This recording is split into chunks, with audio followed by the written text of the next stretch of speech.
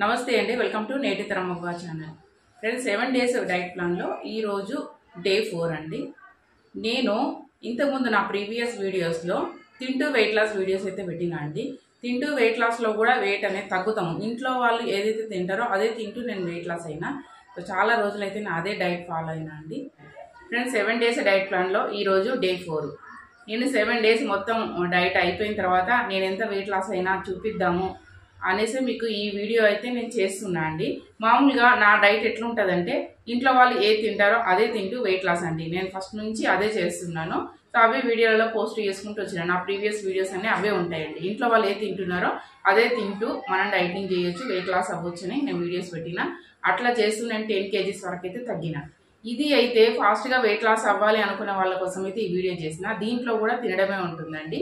కాకపోతే ఇంకో ఫాస్ట్గా వెయిట్ లాస్ అవ్వడానికైతే ఈ వీడియో చేస్తున్నాను. దీంట్లో ఏంటంటే ఫాస్ట్గా వెయిట్ లాస్ అవుతాము. దీంట్లో కూడా తినడమే ఉంటుంది. కాకపోతే దానికి దీనికి తేడా ఉంటుందండి. సో డైటింగ్లు అనేవి చాలా రకాలు ఉంటాయి. సో ఈ వీడియో చూసిన తర్వాత కూడా ఇంకా చాలామంది మేము ఫాస్ట్గా వెయిట్ తగ్గాలనుకుంటున్నారండి. వాళ్ళ కోసం కూడా నేను వీడియో అనేది చేస్తానండి. ఫస్ట్ అయితే ఈ డైట్ ఫాలో అవ్వండి. ఈ 7 డేస్ డైట్ చేయండి. మీరు చేయగలరా లేదో తెలుస్తుంది. ఈ 7 డేస్ చేసిన తర్వాత మళ్ళీ నేను నెక్స్ట్ వీడియో మీకు పెడతా అండి, ఫాస్ట్గా వెయిట్ లాస్ వీడియో అని. అది చూద్దురు, అది చూసి అది చేయగలరంటే అది చేద్దరు. కానీ ఫస్ట్ అయితే చేయండి. ఎందుకంటే మన బాడీకి ఒకేసారి ఏది మార్పులు చేయకూడదండి. స్లోగా చేస్తూ పోవాలి. ఎందుకంటే మన బాడీ కూడా మిషనరీ లాంటిదే అండి. లోపల అన్ని పార్ట్స్ మళ్ళీ మిషన్ లానే పనిచేస్తాయి కదా.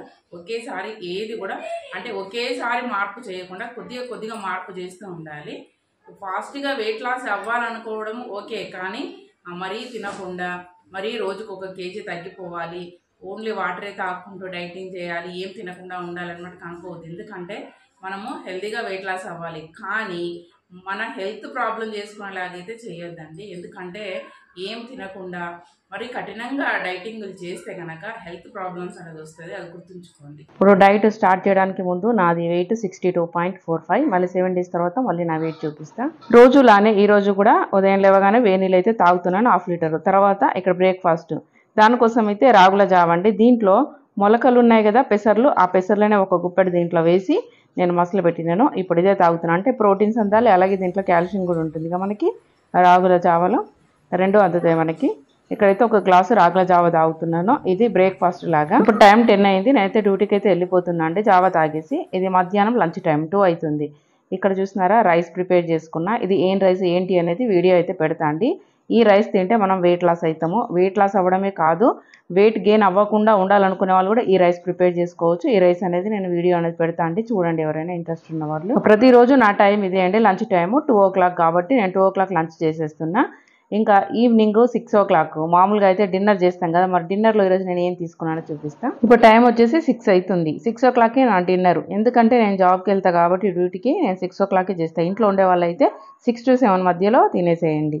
ఇక డిన్నర్లో ఏదైనా ఉడికించింది మట్టుకే తినండి. ఇట్లాంటి ఫ్రూట్స్ కానీ, లేదు అంటే మొలకలు కానీ తినండి. ఫ్రూట్స్ కూడా నేను ఎంత తింటున్నా అంటే 1 కప్పు తింటున్నా అంతే. ఇవి మార్నింగ్ బ్రేక్ఫాస్ట్, ఈవినింగ్ డిన్నర్లో వీలైనంత వరకు సాల్ట్ లేకుండా తింటే మంచిదండి. వెయిట్ లాస్ తొందరగా అవుతాము.